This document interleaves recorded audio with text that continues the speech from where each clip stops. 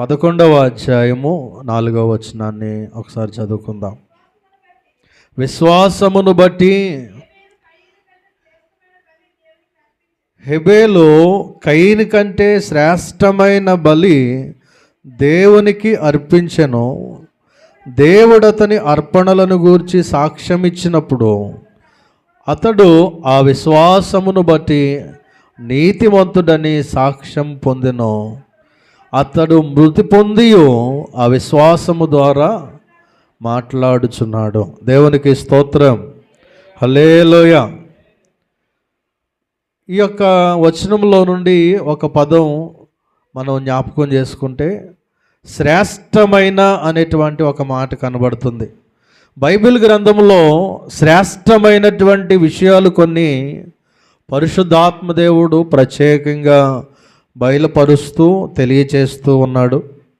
ఆ శ్రేష్టమైన వాటిలో సమయానుకూలంగా కొన్ని మాటలు ఈ ఉదయకాల సమయంలో జ్ఞాపకం చేయడానికి ఇష్టపడతా ఉన్నాను. ప్రియ దేవుని బిడ్డలారా, ఆ శ్రేష్టమైన కార్యాలు లేకపోతే ఆ శ్రేష్టమైన క్రియలు లేకపోతే ఆ శ్రేష్టమైన విషయాలు మనం చేస్తున్నామా, మనము కలిగి ఉన్నామా అనేటువంటిది ఈ విషయాలు జ్ఞాపకం చేస్తూ ఉన్నప్పుడు మనము పరిశీలన చేసుకోవలసినటువంటి అవసరత ఉన్నది. ప్రియ దేవుని బిడ్డలారా, చదివినటువంటి ఈ వచనంలోనే మొదటి మాటగా జ్ఞాపకం చేసుకుంటే ఏంటి శ్రేష్టమైంది అంటే ఇక్కడ కయీను కంటే కూడా హెబెలు శ్రేష్టమైన బలి అర్పించాడు అనే మాట మనకి ఇక్కడ కనబడుతూ ఉంది. ప్రియ దేవుని బిడ్డలారా, అంటే శ్రేష్టమైన బలి దీనిని ఏ కోణంలో మనం చూడొచ్చు అంటే దేవునికి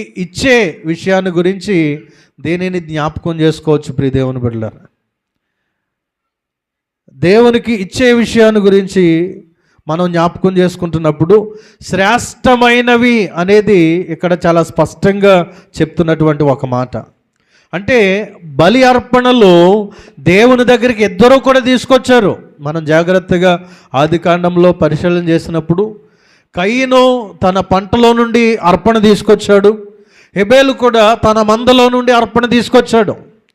ఇద్దరు అర్పణలు తీసుకొచ్చిన శ్రేష్టమైన అర్పణగా స్వీకరించబడిన అర్పణగా నీతిమంతుడిగా తీర్చబడినటువంటి పరిస్థితి ఎవరికి వచ్చింది అంటే హెబెలుకు వచ్చింది. ఈరోజు మందిరానికి అందరం కానుకలు తీసుకొస్తాం, అందరం కానుకలు వేస్తాం, కానీ అందులో శ్రేష్టమైనవిగా దేవుడు కోరుకున్నవి కొన్ని కనబడుతూ ఉంటాయి. ప్రియ దేవుని బిడ్డలారా, ప్రత్యేకంగా ఆదికాండము నుండి నూతన నిబంధన వరకు మనం చూస్తూ ఉన్నప్పుడు దశమ భాగము అని ప్రారంభించి దశమ భాగం నాది అని చెప్పినటువంటి దేవుడు నూతన నిబంధనలోనికి వచ్చేసరికి వర్ధిల్లెల కొలది అనే విషయాన్ని కూడా ప్రస్తావిస్తూ ఉన్నప్పుడు అంటే దేవునికి ఇవ్వవలసిన విషయంలో మనము శ్రేష్టమైనవి ఇస్తున్నాము అంటే క్రమం తప్పకుండా దేవునికి ఇవ్వవలసినవి ఇస్తుంటే అది శ్రేష్టమైంది. కానీ దేవునికి ఇవ్వవలసింది ఇవ్వకుండా కనుక మనం అర్పణలు అర్పిస్తున్న కయీను వంటి అర్పణ కాబట్టి అది దేవుని ఎదుట శ్రేష్టమైనదిగా కనబడదు. ప్రియ దేవుని బిడ్డలారా, ఆ పంట పొలంలో పండిన దానిలో నుండి ఏదో కొంత తీసుకొచ్చి కయీను దేవుని దగ్గర పెట్టాడు. కానీ హెబెలు విషయానికి వచ్చేసరికి హెబెలు మందలో తొలిచూలును ఎన్నుకున్నాడు. ఆ తొలిచూలులో కూడా శ్రేష్టమైనటువంటి దాన్ని ఎన్నుకున్నాడు. దేవునికి స్తోత్రం. కానుకలు లెక్క పడుతున్నటువంటి పెద్దలకు తెలుస్తుంది. నలిగిపోయిన చిరిగిపోయిన చిల్లులు పడిపోయిన నోట్లు కూడా కొట్లు దగ్గర వెళ్ళని నోట్లు దేవుని దగ్గర చెల్లుతాయి. అలా వేసేస్తున్నారు చాలామంది. అంటే దేవుని దగ్గర అంటే ఎవరు చూస్తారులే, అందులో వేసేసాం, గుప్పుడు ముగించాం, అక్కడ వేసాం అంతే. అది మంచి పద్ధతి కాదు. మనం ఇచ్చే విధానంలో శ్రేష్టమైన దానిని దేవుడికి ఇవ్వాలంటే మంచిది. మనం ఇప్పుడు కొట్టు దగ్గర చల్లదు, ఎక్కడా చల్లదు. అది దేవుడంతా ఏమీ లేని వాడిగా మనల్ని అడగడం కాదు, మనం ఇచ్చేదాన్ని బట్టి మనల్ని ఆశీర్వదించడానికి ఒక కట్టడ ఆయన పెట్టాడంతే. మనం దీవించబడ్డానికే ఆ కట్టడు, అంతేగాని మనం దశంభాగాల చేత ఆయన నడిపించబడతారు, మన దశంభాగాలను బట్టి భూప్రపంచాన్ని ఆయన ఆహారాన్ని సమకూరుస్తాడని కాదు, మనం ఇచ్చేదానిని బట్టే మనకు వచ్చే ఆశీర్వాదాలు అందులో నిక్షిప్తమై ఉన్నాయి, పదిలమై ఉన్నాయి అనే విత్తనాన్ని మనకు తెలియజేస్తూ ఉన్నాడు. ఈ శ్రేష్టమైనటువంటి దానిలో మొట్టమొదటిగా దేవునికి ఏది ఇచ్చినా, ఏ రూపంలో ఇచ్చినా అది శ్రేష్టమైనదిగా దేవుడు స్వీకరించేదిగా ఉంటే అది మనకి ఆశీర్వాదకరంగా ఉంటుంది. ప్రియ దేవుని బిడ్డలారా, ఎప్పుడైతే దేవునికి ఇవ్వవలసింది క్రమంగా నీవు ఇచ్చినప్పుడు దేవుని నువ్వు గట్టిగా అడగగలుగుతావు. ఎందుకు నీవు నన్ను ఆశీర్వదించట్లేదు, ఎందుకు నన్ను దీవించట్లేదు, ఎందుకు నాకు ఆర్థికపరమైన ఈ ఇబ్బందులు ఎందుకు అని నీవు గట్టిగా నిలదీయచ్చు. అలా నిలదీయమని మలాకీ గ్రంథంలో చెప్తున్నాడు. మలాకీ గ్రంథం 3వ అధ్యాయం అంతా చదివితే, ముందు నా మందిరంలో రావాల్సిన దాన్ని మీరు ఇవ్వండి, అప్పుడు ఇచ్చి నన్ను శోధించండి, నన్ను అడగండి, నన్ను ప్రశ్నించండి, నువ్వు నన్ను ఎందుకు దీవించట్లేదు, నాకెందుకు ఈ ఆర్థిక ఇబ్బందులు అంటే ముందు ఆయనకి ఇవ్వాల్సింది మనం ఇవ్వట్లేదు కనుక. ఆయనకి ఇవ్వవలసింది మనకి ఇచ్చినప్పుడు మనకు కావలసిందంతా ఆయన ఇస్తాడు.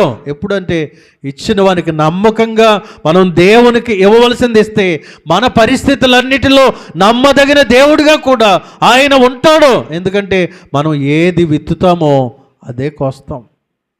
మోసపోకుడి, దేవుడు వెక్కిరించబడడు, మనుష్యుడు ఏది విత్తునో అదే కోసుకొనునని స్పష్టంగా లేఖనాలు చెప్తున్నాయి. ఎత్తడం మానేసి కోసేసుకోవాలి, రాలిపోవాలి, దేవుడు ఇచ్చేయాలంటే ఎక్కడి నుంచి? మనం వెయ్యవలసిన విత్తనం మనం దేవునికి వెయ్యాలి, అప్పుడు దాన్ని ఆయన 100 ఆశీర్వదించి మనకిస్తాడు. కనుక హెబేలు శ్రేష్టమైన దానిని దేవుని విషయంలో అతడు వెనుక తీయలేదు. ఏదో కాలు ఇరిగిపోయిందో గుడిదాన్నో నడ్డిదాన్నో తీసుకొచ్చి ఇవ్వలేదు, కానీ శ్రేష్టమైన దాన్ని, తొలిచూలని దేవునికి అర్పణగా అర్పించాడు. కనుక అతని యొక్క అర్పణ దేవుడు స్వీకరించాడు. ప్రియ దేవుని బిడ్డలారా, ఆయన పిల్లలుగా పిలువబడుతున్నటువంటి మనం దేవునికి ఇచ్చే విషయంలో శ్రేష్టమైనది ఇవ్వడానికి మనం ఇష్టపడాలి.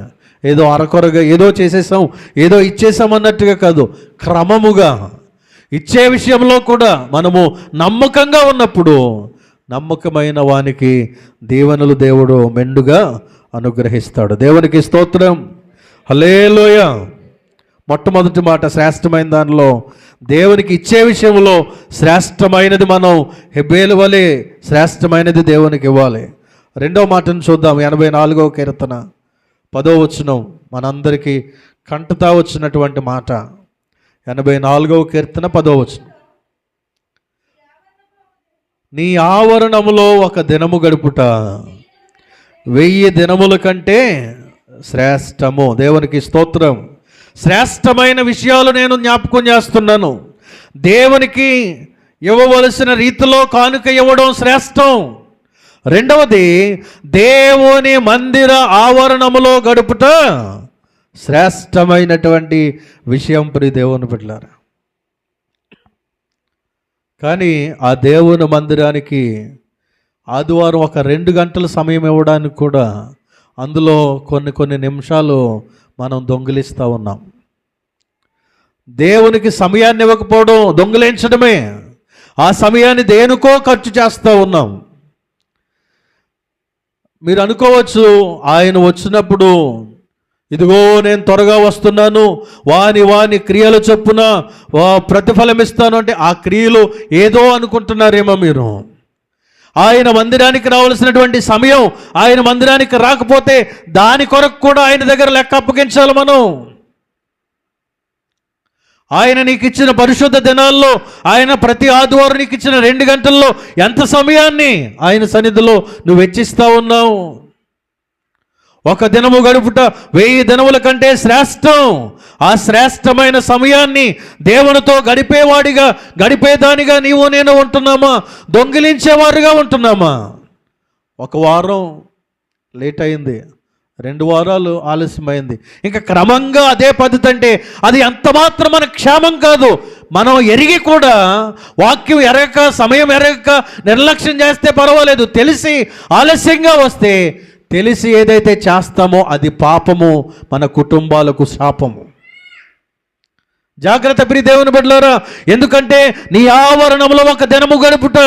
ఆ చివరికి వచ్చేసరికి అంటున్నాడు, భక్తిహీనులు అక్కడక్కడ సమయం గడుపుతారేమో, అక్కడక్కడ ఫంక్షన్లో వారికి సమయం గడపడం ఇష్టం. నాకైతే కనీసం చర్చి నిండిపోతే ఆ గేట్ దగ్గర, నీ మందిర ఆ గవిని దగ్గర ఉండటమైనా నాకు ఇష్టమే అంటున్నాడు ఈ కీర్తనకారుడు. అంటే ఆ మందిరంలో ఉన్నటువంటి శ్రేష్టత, ధన్యత, ఆశీర్వాదం ఎంత గొప్పదో మనం అర్థం చేసుకోవాలి. ఎందుకు మన కుటుంబ జీవితాల్లో ఆశీర్వాదం కోల్పోతున్నామంటే దేవుని మందిరానికి సమయానికి రావట్లేదు. దేవునికి ఇవ్వవలసిన సమయం మనం ఇవ్వట్లేదు. మీరు ఎవరైనా కావచ్చు. నీవు ఆశీర్వదించకపోవడానికి గల కారణం, నీవు దీవించబడకపోవడానికి గల కారణం, దీవెనలు ఇచ్చే దేవునికే సమయం నువ్వు ఇవ్వకపోతే నువ్వు ఎలా దీవించబడతావు, నువ్వు ఎలా ఆశీర్వదించబడతావు? ఈ మాటలు సూటిగా దేవుడు నీతో మాట్లాడుతూ ఉన్నాడు. భక్తులైన వారు ఎంతగా దేవుని సన్నిధికి ప్రాధాన్యతనిస్తూ ఉన్నారంటే 27వ కీర్తన 4వ వచనము, 27వ కీర్తన 4వ వచనము.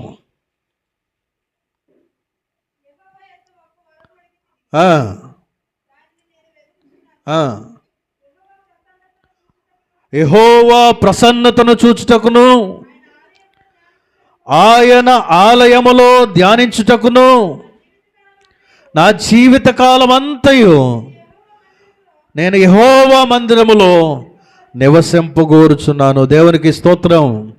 దేవుణ్ణి వరమడుగుతున్నాడంటే దావీదు. ఏంటా వరం? నీ ప్రసన్నతను చూడాలని, నీ ఆలయములో ధ్యానించాలని, నా జీవితకాలం అంతా కూడా నేను యెహోవా మందిరములో నివసింపగోరుచున్నాను. దావీదు యొక్క హృదయ వాంఛ, దావీదు యొక్క ఆశ, దావీదు యొక్క కోరిక బ్రతుకున్నంత కాలము కూడా దేవుని సన్నిధిలో ఉండాలి. మనకి కనీసం వారంలో 2 గంటలైనా కూడా ఆయన మందిరంలో ఉండడానికి మనకి ఆసక్తి కలగట్లేదు, ఆశ కలగట్లేదు, దైవ భయం లేదు మనకి.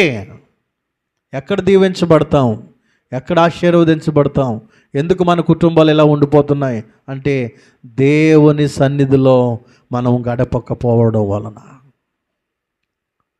నీ ఆవరణములో ఒక దినము గడుపుట 1000 దినముల కంటే శ్రేష్టం. నీ ప్రసన్నత చూడాలి, నీ సన్నిధిలో నీ వాక్యాన్ని ధ్యానించాలి, నీ సన్నిధిలో నా జీవితాంతము కూడా నీ మందిరములో నివాసం చేయాలి. ఈ హృదయం, ఈ ఆలోచన, ఈ తలంపు ప్రతి క్రైస్తవుడు కలిగి ఉండాలి. ప్రియ దేవుని బిడ్డలారా, దేవుని దగ్గర వరం అడుగుతున్నాడు. ప్రభువా, నన్ను రాజుగా పెట్టావు, అనేకమైన పనులు, విస్తారమైన పనులు ఉన్నాయి, అయినా కూడా నేను నీ సన్నిధిలో గడపాలి. నా జీవితకాలం అంతా నీ సన్నిధిలో గడపాలి ప్రభువా. చూడండి, మనం ఒక చిన్న డ్యూటీ ఉంటేనే, చిన్న వ్యాపారం ఉంటేనే, చిన్న పని ఉంటేనే దేవుని సన్నిధి ఎగ్గొట్టేయడానికి ఇష్టపడతాం. కానీ ఇక్కడ అంటున్నాడు, రాజుగా ఉన్నటువంటి వ్యక్తి నాకు ఒక వరమే, జీవితాంతం కూడా నీ సన్నిధిలో గడుపుతాను ప్రభువా అంటున్నాడు. ఆసక్తి, ఆశ మనము కలిగి ఉండాలి. ప్రియ దేవుని బిడ్డలారా, 26వ కీర్తనలో 8వ వచనము.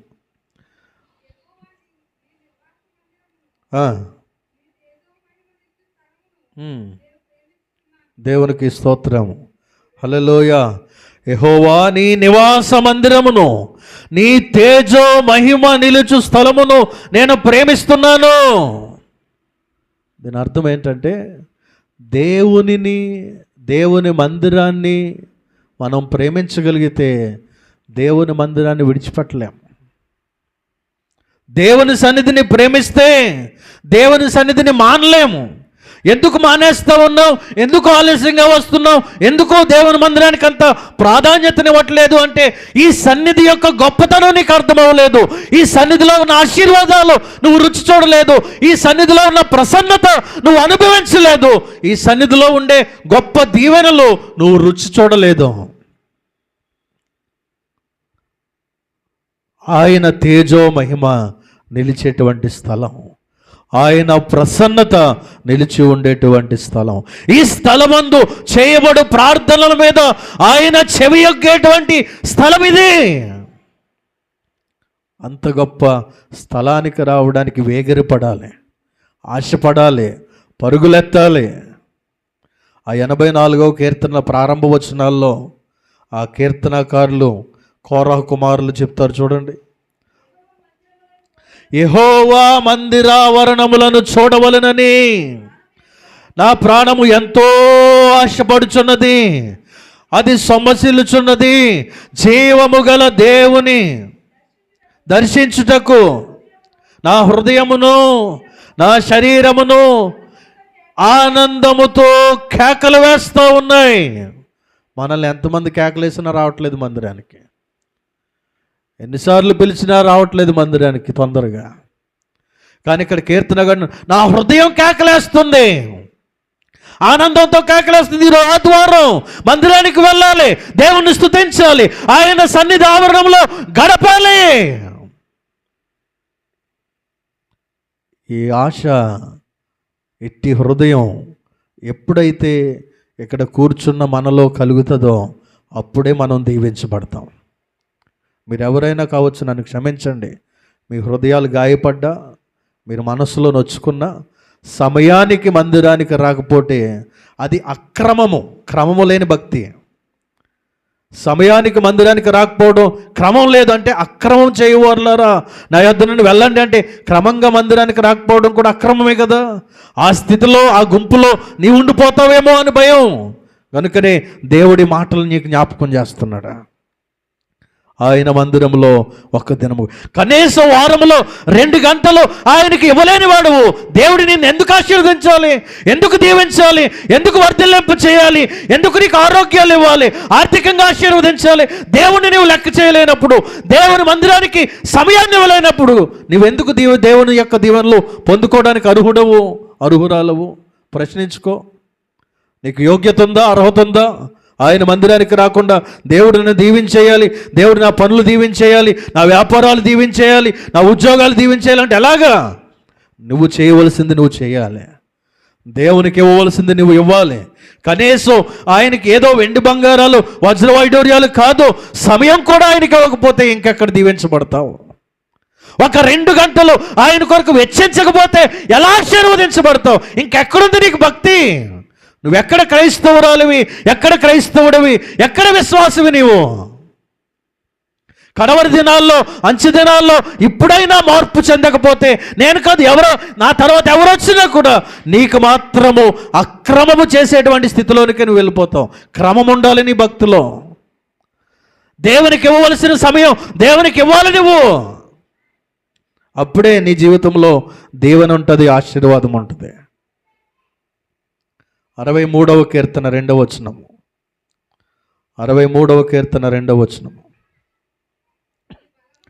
నీ బలమును నీ ప్రభావమును చూడవలెనని పరిశుద్ధాలయమందు నేనెంతో ఆశతో నీ తట్టు కనిపెట్టుచున్నాను. నీళ్ళు లేక ఎండి ఉన్న దేశమందు నా ప్రాణము నీ కొరకు తృష్ణగొనుచున్నది.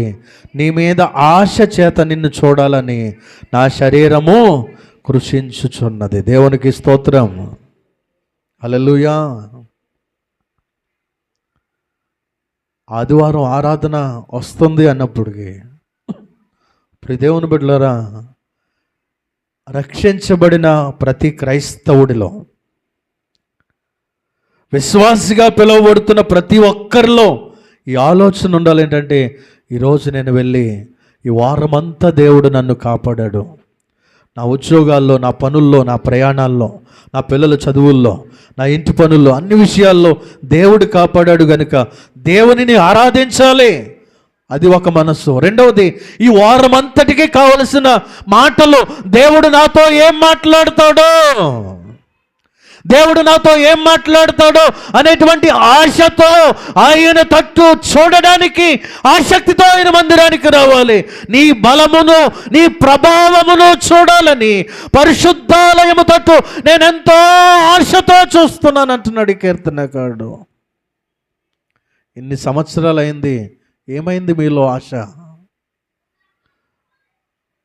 దేవుణ్ణి చూడాలని ఎన్నో సంవత్సరాలు రక్షించబడిన ఇల్లో ఆసక్తి సన్నగిల్లిపోయిందా? ఆశలు అనగారిపోయాయా? ఎక్స్పీరియన్స్ వచ్చేసింది కాబట్టి నేను ఎప్పుడొచ్చినా దేవుడు నన్ను దీవిస్తాడు అనేటువంటి ఆలోచనలో ఉన్నావా? శ్రేష్టము ఎప్పుడంటే ఆయన మందిరావరణంలో నువ్వు గడిపినప్పుడు అందులో ఉన్న శ్రేష్టమైన దీవెనలో ఒక్కరోజు ఆయన మందిరంలో గడిపితే 1000 దినాల కంటే శ్రేష్టమైన దీవెన నీకు ఇస్తాడు. కనీసం అందులో కూడా కరెక్ట్గా మనం లేకపోతే ఎలా? నీ ఆవరణంలో ఒక దినము గడుపుట 1000 దినముల కంటే శ్రేష్టం. ఈ విషయంలో సిటీల్లో ఉన్నవారు చాలా మంచి స్థితిలో ఉన్నారు. ప్రియ దేవుని బిడ్డలారా, మిమ్మల్ని తక్కువ చేయాలని లేకపోతే మిమ్మల్ని అవమానించాలని కాదు, కానీ వారు ఉద్యోగాలు చేస్తున్నారు. వాళ్ళకేం కోట్లు నింపేసుకుని కాలు మీద కాలేసి కూర్చున్నవారు కాదు. వారు మధ్యాహ్నం డ్యూటీ అయితే పొద్దున్న సర్వీస్కి వెళ్ళిపోతారు. పొద్దున్న డ్యూటీ అయితే మధ్యాహ్నం సర్వీస్కి వెళ్తారు, లేకపోతే సాయంత్రం సర్వీస్కి వెళ్తారు. ఏ విధము చేతనైనా కూడా సమయానికి ఆదివారం ఖచ్చితంగా మందిరంలో వారు గడుపుతారు 2 గంటలు. కానీ మనం ఇంకా వెనకబడిపోతూ ఉన్నాం. రోజులు గడిచే కొద్దీ, సంవత్సరాలు గడిచే కొద్దీ 120 సంవత్సరాలకు వెళ్తున్న ఈ సంఘంలో భక్తిలో మనం ఇంకా వెనకం చేసేస్తున్నాం. 10:30, 10:40, 11, 11:15, 11:30. ఇంకా దేవునికి స్తోత్రం. ఏ స్థితిలో మీరు ఉంటున్నారో ఇలా చెప్పవలసిన బాధ్యత నాది, లెక్క అప్పగించవలసిన బాధ్యత మీదే. ఎందుకు ఆలస్యంగా వస్తున్నావో, ఎందుకు మానేస్తున్నావో. కానీ ఆయన ఆవరణంలో ఒక దినము గడుపుట 1000 దినముల కంటే శ్రేష్టం. దేవునికి స్తోత్రం. హల్లెలూయా. బలి అర్పించుట శ్రేష్టం, అంటే దేవునికి ఇవ్వడం శ్రేష్టమైనవి దేవునికి ఇవ్వాలి. రెండవది ఆయన మందిరంలో గడపడం శ్రేష్టం. ఆ మందిరంలో గడపడం కూడా సంపూర్ణంగా ఆయనకి ఇవ్వవలసిన సమయం ఆయనకి ఇచ్చినప్పుడు అది మనకి శ్రేష్టం. ప్రియ దేవుని బిడ్డలారా, మొదటి సమూయేలు గ్రంథం 15వ అధ్యాయం 22వ వచనం. సమూయేలు మొదటి గ్రంథం 15వ అధ్యాయం 22వ వచనం. అందుకు సౌలు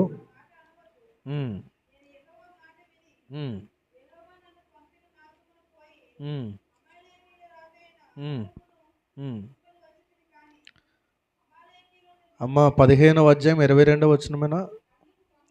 అందుకు సమూయేలు ఒకడు గైకొనుట వలన యెహోవా సంతోషించినట్టు ఒకడు దహన బలులు అర్పించుట వలన ఆయన సంతోషించునా? ఆలోచించుము. బలులు అర్పించుట కంటే ఆజ్ఞను గైకొనుటయు పొట్టేళ్ల కొవ్వు అర్పించుట కంటే మాట వినుటయు శ్రేష్టము. దేవునికి స్తోత్రం. 3వ మాట మనం చూస్తే ఏంటి శ్రేష్టం అంటే బలులు అర్పించడం కంటే దేవుని మాట వినడము శ్రేష్టం. దేవునికి స్తోత్రం. దీన్ని ఈ కోణంలో కూడా చెప్పొచ్చు, ఈ విధానంలో కూడా మనం ఆలోచన చేయొచ్చు. పరిసయ్యుడు చేసినటువంటి ప్రార్థన. పరిసయ్యుడు ఏమంటున్నాడు? వారానికి 2 మార్లు నేను ఉపవాసం ఉంటున్నాను. నేను కొనేటువంటి వస్తువులన్నిటిలో కూడా ప్రథమ ఫలాన్ని తీస్తున్నాను. 10వ భాగం దేవునికి సమర్పిస్తున్నాను. అంటే ఇవన్నీ బలులుగా మనం అనుకోవచ్చు, దేవునికి ఇచ్చేవి. అంటే అవన్నీ దేవునికి ఇవ్వాల్సిన కానుకలు ఇచ్చి, 10వ భాగాలు ఇచ్చి, ఇవన్నీ ఇచ్చి దేవుని మాట వినకపోతే అవన్నీ కూడా వ్యర్థమే. బలులు అర్పించడం కంటే కూడా ఆయన ఏం కోరుకుంటున్నాడంటే మాట వినడము శ్రేష్టం, ఆజ్ఞ గైకొనడం శ్రేష్టం. దేవుడు ఆయనకి మనం ఏదో వెండి బంగారాలు తీసుకొచ్చి ఒక రాశిగా పోసేస్తే ఆనందించే దేవుడు కాదు, కానీ ఆయన మాట విని ఆయన మాట చొప్పున నడుచుకుంటే ఆనందించే దేవుడై ఉన్నాడు ఆయన. ఈరోజు ఆయన సన్నిధిలో ఉన్న ప్రియ దేవుని బిడ్డలారా, దేవుని ఆజ్ఞను గైకొంటున్నారా? దేవుని మాటని విని దాని చొప్పున నడుచుకుంటున్నారా? లేకపోతే దేవునికి ఇవ్వాల్సింది నేను ఇచ్చేస్తున్నాను కాబట్టి పర్వాలేదు అనుకుంటున్నారా? మీరిచ్చే కానుకను బట్టి దేవుడు మీకు తీర్పు తీర్చడం. మీరు మాట వింటున్నారా, మాట గైకొంటున్నారా లేదా అనేది దేవుడు కోరుకుంటాడు. దేవుని బిడ్డలారా, ఇర్మియా గ్రంథము 26వ అధ్యాయం 13వ వచనం. ఇర్మియా గ్రంథము 26వ అధ్యాయము 13వ వచనం.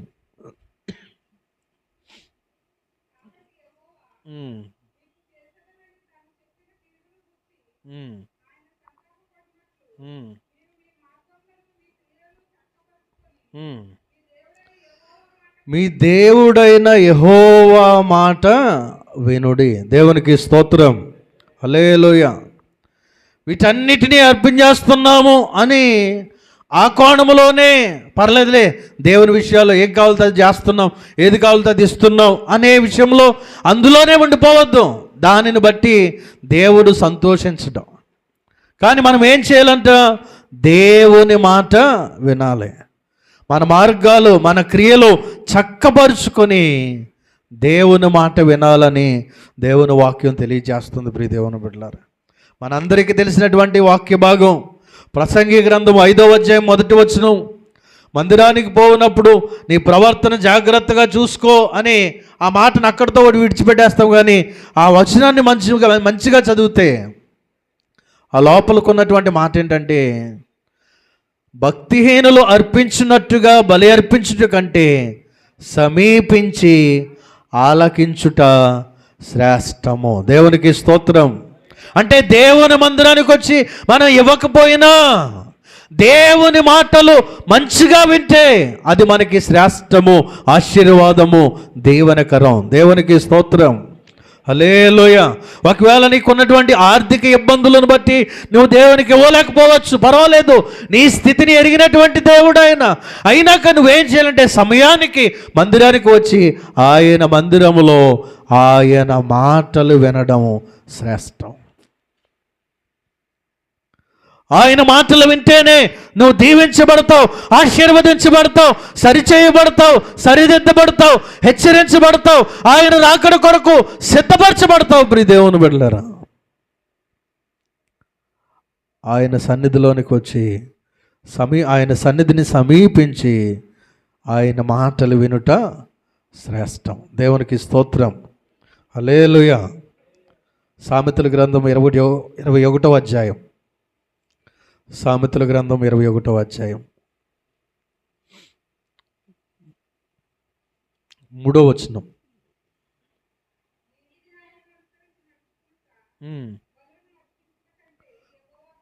దేవునికి స్తోత్రం, హల్లెలూయా. బలులు అర్పించుట కంటే కూడా దేవుడు దేని బట్టి సంతోషిస్తాడు? నీతి న్యాయములు అనుసరించి నడుచుకొనుట యెహోవాకి ఇష్టం. దేవునికి స్తోత్రం. కాబట్టి మనం దేవునికి ఇష్టమైన బిడ్డలుగా, శ్రేష్టమైన వారముగా ఉండాలంటే దేవుని మాట వినాలి, నీతి న్యాయాలు అనుసరించి ఆయన ఆజ్ఞలను అనుసరించి నడుచుకోవాలి.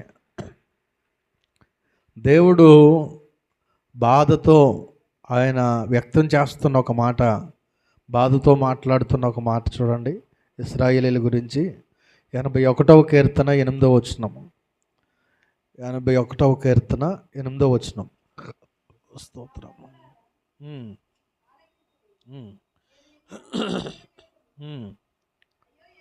అయ్యో ఇశ్రాయేలు, నీవు నా మాట వినిన ఎడల ఎంత మేలు. దేవునికి స్తోత్రం, హల్లెలూయా. ప్రియ దేవుని బిడ్డలారా, దేవుడు కోరుకుంటున్నటువంటి మాట ఏంటంటే మనము ఆయన మాట వినాలి, మనము ఆయన ఆజ్ఞను అనుసరించి నడుచుకోవాలి. ఫైనాన్షియల్గా ఏదో చేసేద్దాం దేవునికంటే దానిని బట్టి కదా ఆయన ఇష్టం ఆనందించేది. ఆయన మాట మనం విన్నప్పుడు, ఆయన ఆజ్ఞను మనం గైకొన్నప్పుడు దేవుడు ఆనందించువాడై ఉన్నాడు. అయ్యో ఇశ్రాయేలు, నీవు నా మాట వినిన ఎడల నీకెంత మేలు. అవును ప్రియ దేవుని సంగమా, దేవుని మాట వింటే మనకెంత మేలు. మనుషుల మాట కాదు, దేవుని మాట మనల్ని దీవిస్తుంది, ఆశీర్వదిస్తుంది.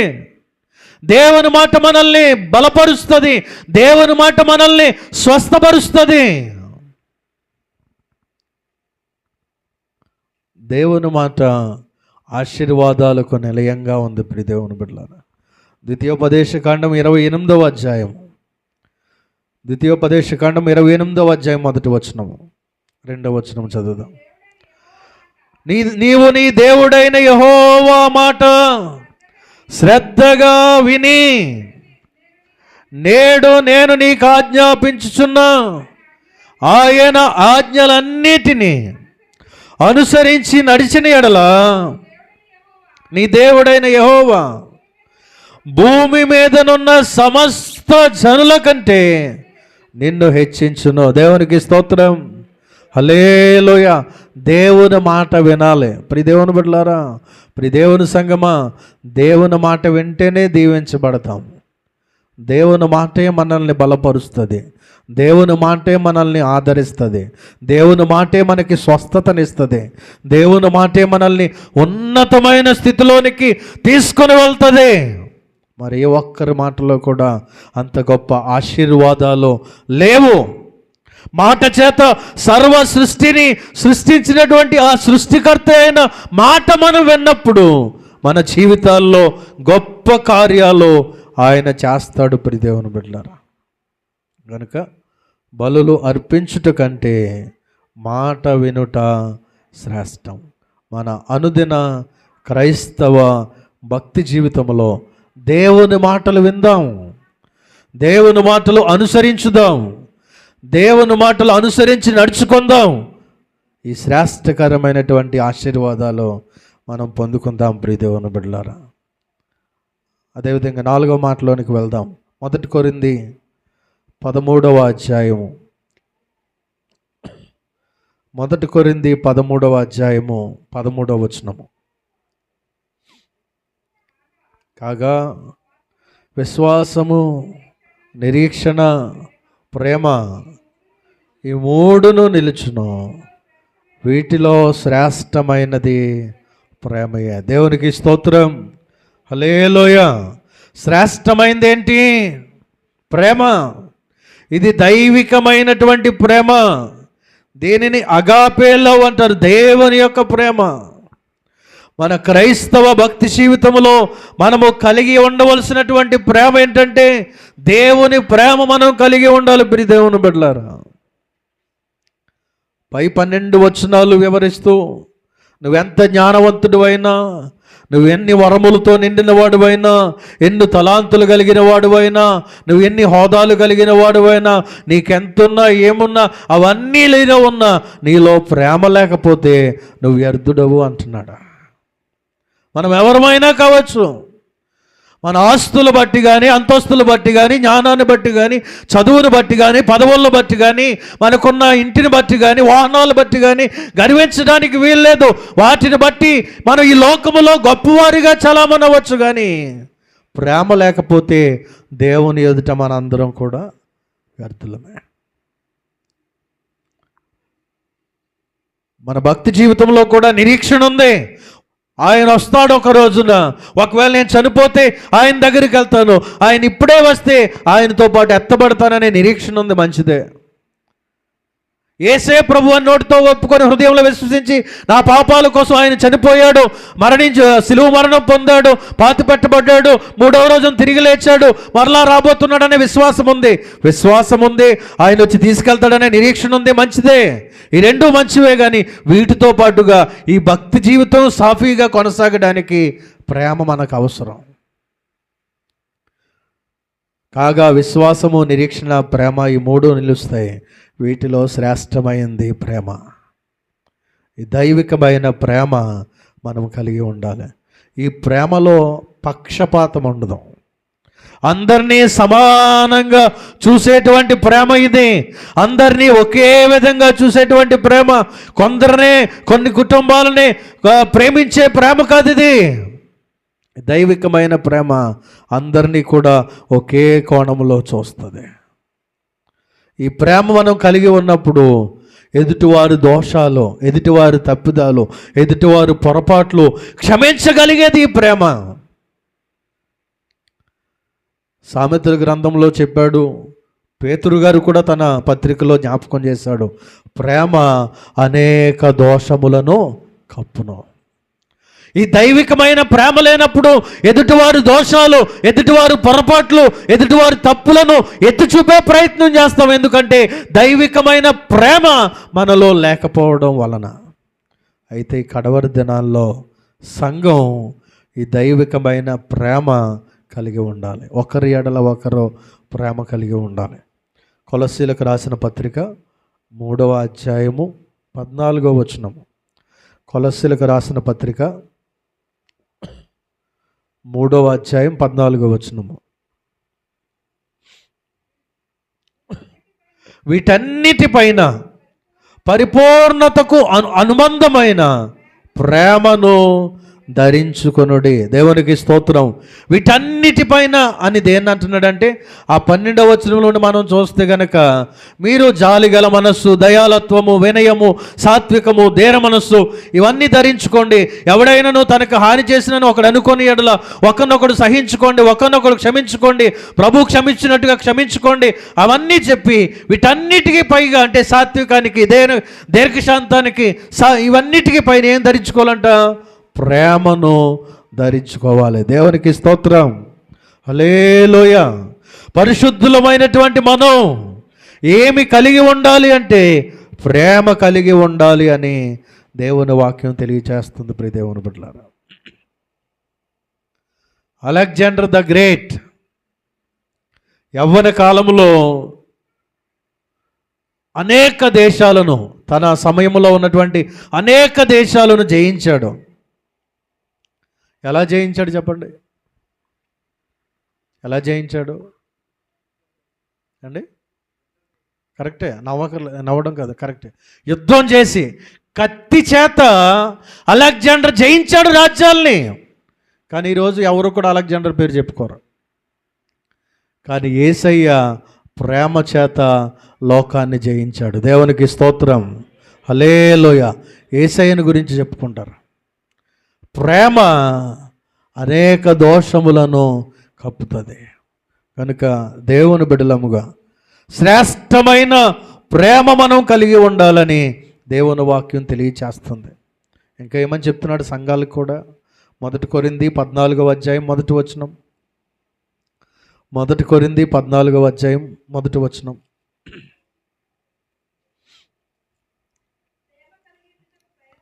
చాలండి. ఏమని చెప్తున్నాడు? ప్రేమ కలిగి ఉండడానికి ప్రయాసపడండి. అంటే ఊరికనే కలగదు ప్రేమ, ప్రయాసపడాలి. 13వ అధ్యాయం అంతా చెప్పుకొచ్చి 14వ అధ్యాయం ప్రారంభవచనంలో అంటున్నాడు, ఈ ప్రేమ కలిగి ఉండడానికి ప్రయాసపడండి. ఈగోలు హట్ అవుతాయి కొన్నిసార్లు, మనస్సాక్షి ఒప్పుకోదు కొన్నిసార్లు. ఇంత నా మీద, నా వైపు, నా మీద ఇలా చేసిన వారిని అనేటువంటి ఆలోచనలు వస్తాయి. అయినా కూడా దేవుని ప్రేమ మనం జ్ఞాపకం చేసుకోవాలి. మొట్టమొదటిగా ఆయన పలుకుతూ ఉన్నాడు, తండ్రి వీరేమి చేయుచున్నారో వీరెరుగరు గనుక వీరిని క్షమించండి. ఆయన్ని సిలువేసే, ఆయన ముఖం మీద ఉమ్ము వేసిన, ఆయన్ని పిడిగుద్దులు గుద్దిన, కొరడాలతో కొట్టిన, మొండ్ల కిరీటాన్ని పెట్టిన ఆయన అంటున్నాడు, వీరేమి చేయుచున్నారో వీరెరుగరు గనుక వీరిని క్షమించండి. అది దైవికమైన ప్రేమ. దైవికమైన ప్రేమ, ఆ శ్రేష్టమైన ప్రేమ మనము కలిగి ఉండాలని దేవుని వాక్యం తెలియచేస్తుంది. చివరిగా ఒక మాట చూపించి నా మాటలు ముగింపులోకి తీసుకొస్తాను. హెబ్రీలకు రాసిన పత్రిక 11వ అధ్యాయంలోనే 16వ వచనాన్ని చదువుకొని మాటలు ముగించుకుందాం. హెబ్రీలకు రాసిన పత్రిక 11వ అధ్యాయం 16వ వచనం. చాలమ్మ. మరీ శ్రేష్టమైన దేశం, దేవుని బిడ్డలారా, శ్రేష్టమైన బలి, ఆయన మందిరంలో గడపడం శ్రేష్టం, ఆయన మాటలు వినడం శ్రేష్టం, శ్రేష్టమైన ప్రేమ, ఇక్కడ శ్రేష్టమైన దేశం. ఏంటి ఆ దేశం? ఏ దేశం అండి అది? పరలోకం. దేవునికి స్తోత్రం. హల్లెలూయా. ఆ శ్రేష్టమైన దేశానికి మనం వెళ్ళాలని ఈ భూమి మీద జీవించాలి. ఆ శ్రేష్టమైన దేశానికి వెళ్ళడానికి గవిని ఏంటనంటే ఆయన మందిరం. ఈయన మందిరంలో, ఈ మందిరంలోనికి ఎందరైతే వస్తారో ఆ పరిశుద్ధ పట్టణంలోనికి, ఆ శ్రేష్టమైన దేశంలో ప్రవేశించడానికి అర్హత, యోగ్యత ఈ మందిరంలో మనకు బోధించబడతాయి. ఆ శ్రేష్టమైన దేశం మన పితరులందరూ దాని కొరకు ఎదురు చూశారు. శ్రేష్టమైన దేశంలో పాలిభాగస్తులు పొందాలని తన భక్తిని కాపాడుకున్నారు, తమ పరిశుద్ధతను కాపాడుకున్నారు, తన ప్రవర్తనను కాపాడుకున్నారు. తమ జీవితాల్లో అజాగ్రత్తగా వారు జీవించలేదు, అనాలోచనగా వారు జీవించలేదు. దైవ భయము కలిగి, పరిశుద్ధత కలిగి ఆయన కొరకు ఎదురు చూస్తూ వారి జీవితాన్ని జీవించారు. వారు మనకి మాదిరిగా కనబడుతూ ఉన్నారు. వారు మనకు మాదిరిగా కనబడుతూ ఉన్నారు. కనుక ఆ శ్రేష్టమైన దేశంలో ప్రవేశించడానికి మన భక్తులు ఏ విధంగా అయితే జీవించారో వారి భక్తి జీవితాలను జ్ఞాపకం చేసుకుంటూ, వారి పరిశుద్ధ జీవితాలను జ్ఞాపకం చేసుకుంటూ, దైవ భయము కలిగి వారు ఏ విధంగా ఉన్నారో, వారు పాపములో పడకుండా ఏ విధంగా పరిశుద్ధంగా ఉన్నారో వాటిని మనం చూస్తూ వారి జీవితాలను మాదిరిగా పెట్టుకొని జీవిస్తూ ఆ శ్రేష్టమైన దేశంలో ప్రవేశించడానికి మన భక్తి జీవితాన్ని ముందుకు కొనసాగించాలి. దేవునికి స్తోత్రం. హల్లెలూయా. 11వ అధ్యాయం అంతా, హెబ్రీయులకు రాసిన పత్రిక 11వ అధ్యాయం అంతా విశ్వాస వీరుల గురించి రాస్తూ, విశ్వాస యోధుల గురించి రాస్తూ, అధ్యాయం అయిపోయిన తర్వాత 12వ అధ్యాయం ప్రారంభంలో అంటాడు, ఎంత గొప్ప సాక్షి సమూహము మనలను ఆవరించి ఉన్న ఎడల అని చెప్తాడు. ఎంత గొప్ప సాక్షి సమూహం అంటే వారందరూ కూడా సాక్షులుగా ఒక సమూహంగా మన చుట్టూ ఉన్నారు. వారి జీవితాలు మనం ధ్యానం చేసుకుంటూ, వారిని గురించి మనం వింటూ, వారిని గురించి తెలుసుకుంటూ, వారి భక్తిని జ్ఞాపకం చేసుకుంటూ మనము మన జీవితంలో దాన్ని అనుసరిస్తూ ఆ శ్రేష్టమైన దేశానికి మనం చేరుకోవాలి. దేవునికి స్తోత్రం. హల్లెలూయా. కనుక శ్రేష్టమైనవి దేవుడు మనకి ఉదయకాల సమయంలో జ్ఞాపకం చేస్తూ ఉన్నాడు. శ్రేష్టమైన అర్పణ మనం దేవునికి ఇవ్వాలి. దేవునికి ఇవ్వవలసింది బిగించకూడదు, దాచుకోకూడదు, ఇవ్వడానికి సరుక్కోకూడదు, కొనుక్కోకూడదు. ధారాళంగా, ఉత్సాహంగా శ్రేష్టమైనది దేవునికి ఇవ్వాలి. అప్పుడు దీవించబడతాం. హెబేలు శ్రేష్టమైన బలి ఇచ్చాడు. మనము కూడా శ్రేష్టమైన అర్పణ దేవునికి ఇవ్వాలి. ఎక్కడ గడిపినా దీవెన రాదు, దేవుని మందిరములో గడపడమే శ్రేష్టం. నీ మందిరములో ఒక దినము గడుపుట 1000 దినముల కంటే శ్రేష్టం. వేరే వాటికి ఇస్తున్నటువంటి ప్రాధాన్యత, ఫంక్షన్లకు ఇస్తున్నటువంటి ప్రాధాన్యత, పార్టీలకు ఇస్తున్నటువంటి ప్రాధాన్యత, ఆహ్లాదకరమైన చోట్లకు వెళ్ళడానికి ఇస్తున్నటువంటి ప్రాధాన్యత దేవుని మందిరానికి ఇవ్వకపోతే ఈ శ్రేష్టమైన ఆశీర్వాదం కోల్పోతాం. ఏది శ్రేష్టమైందంటే ఆహ్లాదకరమైన బీచ్ల కంటే, పార్టీల కంటే, ఫంక్షన్ల కంటే, లేకపోతే కలిసి కూర్చొని తిని తాగి ఎంజాయ్ చేసేదానికంటే కూడా శ్రేష్టమైనది దేవుని మందిరం. ఆయన మందిరములో గడపడం శ్రేష్టం. ఏవేవో వినడం కంటే దేవుని మాటలు వినడం శ్రేష్టం. దేవుని మాటలు వినడం శ్రేష్టం. అదేవిధంగా మన భక్తి జీవితంలో అసూయలు, ద్వేషాలు, కోపాలు మనలో ఉంచుకోకుండా శ్రేష్టమైనటువంటి ప్రేమ మనం కలిగి ఉండాలి. విశ్వాసం ఉంది, నిరీక్షణ ఉంది, మంచిదే. దేవుని ప్రేమ లేకపోతే కష్టమే. కనుక ఈ శ్రేష్టమైనటువంటి ప్రేమ మనం కలిగి ఉండాలి. అదేవిధంగా శ్రేష్టమైన దేశం మన కొరకు వాగ్దానం చేయబడింది. పాత నిబంధనలో పాలు తేనెలు ప్రవహించే కానాను దేశం వానికి వాగ్దానం చేయబడితే, నూతన నిబంధన విశ్వాసులమైన మనకి పరిశుద్ధ పట్టణమైన పరలోక రాజ్యం వాగ్దానం చేయబడింది. నేను వెళ్ళి మీ కొరకు స్థలం సిద్ధపరుస్తాను, నేనుండి స్థలంలో మీరు కూడా ఉండలాగిన మరలా వచ్చి నేను మిమ్మల్ని తీసుకువెళ్తాననే వాగ్దానం యేసుక్రీస్తు యోహాను సువార్త 14వ అధ్యాయం 1-2 వచనాల ద్వారా మనకిస్తా ఉన్నాడు. ఆ శ్రేష్టమైన దేశములో ప్రవేశించాలి అంటే ఈ శ్రేష్టమైనవన్నీ మనం చేయాలి. శ్రేష్టమైన అర్పణ దేవునికి ఇవ్వాలి. శ్రేష్టమైన ఆయన సన్నిధిలో మనం నిలవాలి. ఆయన సన్నిధికి వచ్చి శ్రేష్టమైన ఆయన మాటలు వినాలి. శ్రేష్టమైన ఆయన మాటలు వింటూ శ్రేష్టమైన ప్రేమ కలిగి ఉండాలి. ఇవన్నీ కలిగి ఆ శ్రేష్టమైన దేశానికి మనం ప్రవేశించాలి. అట్టి కృప పరిశుద్ధాత్మ దేవుడు మనందరికీ అనుగ్రహించునుగాక.